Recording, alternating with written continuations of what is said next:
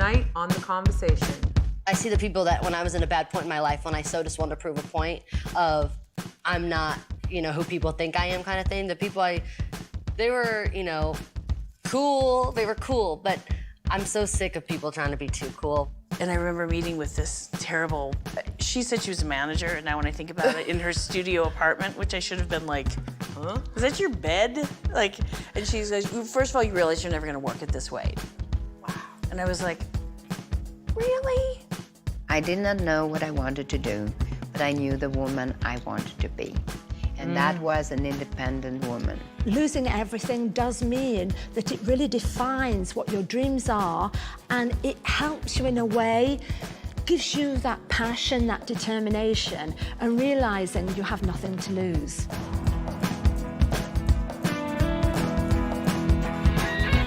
The Conversation is a totally alternative interview series with women who have a story or experience to share. We talk about everything that women talk about. Relationships, sex, kids, career, money problems, body image. We're basically talking about the universal language of women.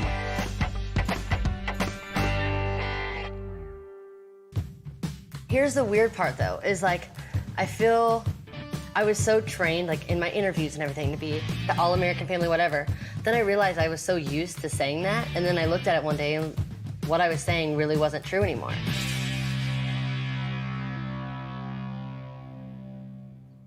I just got so set in the way of saying the same things I did when I was 12 years old, just the same kind of thing that I realized, wow, I don't even have the relationship that I'm saying that I do, you know what I mean?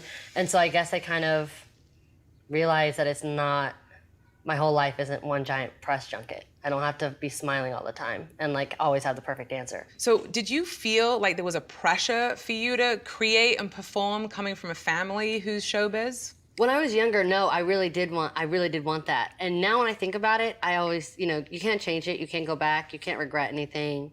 Best not to. It's best not to. You'll drive yourself crazy, Yeah, because crazy. no matter what, you can't rewind as No. much as you want to, No. and as much as sometimes you want it. And there's times where I'm like, would I have actually even done that now? I might say, don't do it, because that isn't gonna be who you are. But I did, and you can't let that stop you. And one of my good friends, she says, if you let your past be your present, it's inevitably gonna be your future. And so She's right. I don't want that anymore, and I don't wanna feel tied to something that obviously isn't me, And how did that free you up? I mean, so much. I mean, through that, I had to start getting into a little more independent, and so I guess I kind of just realized that I can take care of myself, and I just wanted to be in my own space where I could be my own person. My walls are black. You know what I mean? I wanted to get to a place where when you walk in, everything I love.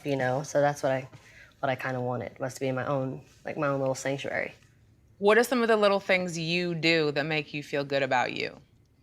I think I really had a hard time learning to be alone. I hated to be alone. And that's, me and my mom we say generational sin. That's kind of what we always say, the bad stuff that you learn, that you see. If you really are connected with someone, you kind of pick up their traits, sometimes good, sometimes bad. And my mom hates that too. She hates being alone. She's always have to have a project. And then I just started really enjoying being alone. I think it's because I had to smile so much, and I had to say so much of the same thing.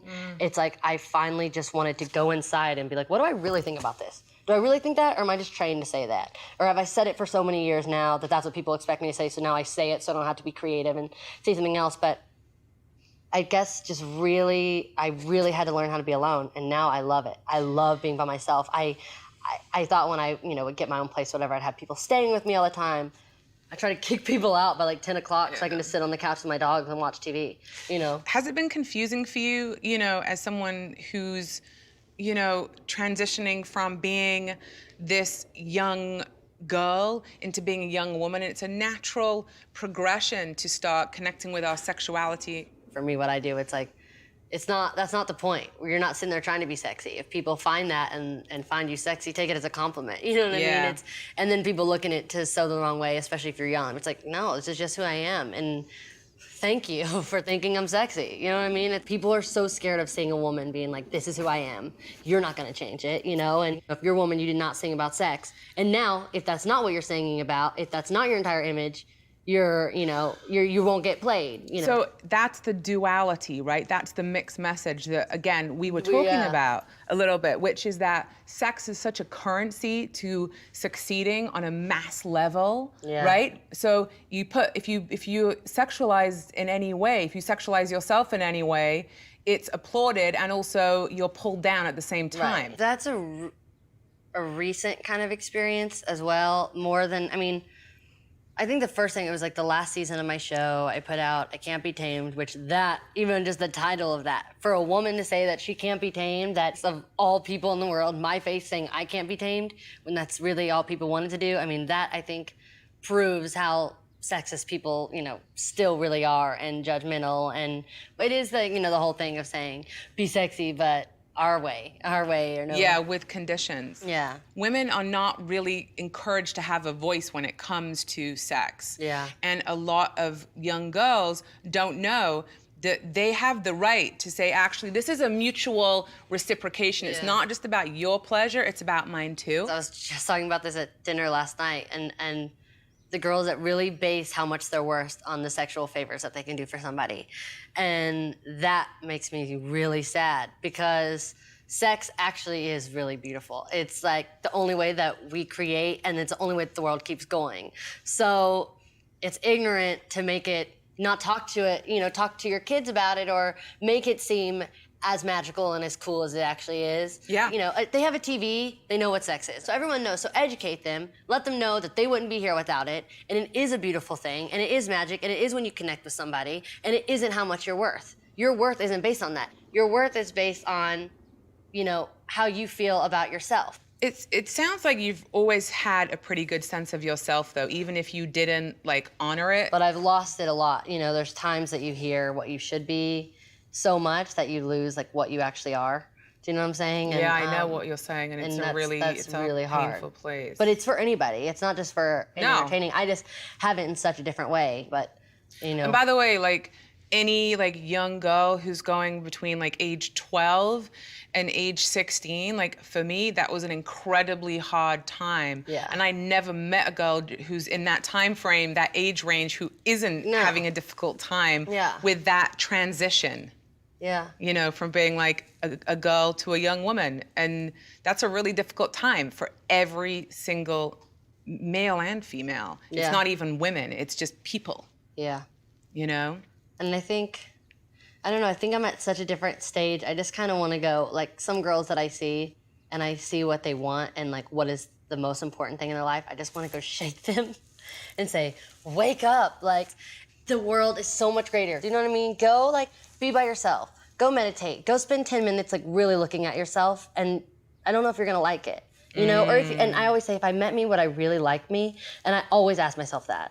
Because I know, would you really want to be your friend? It's almost like, I always say, we kind of judge people and we put people down about the things that we really don't like about ourselves.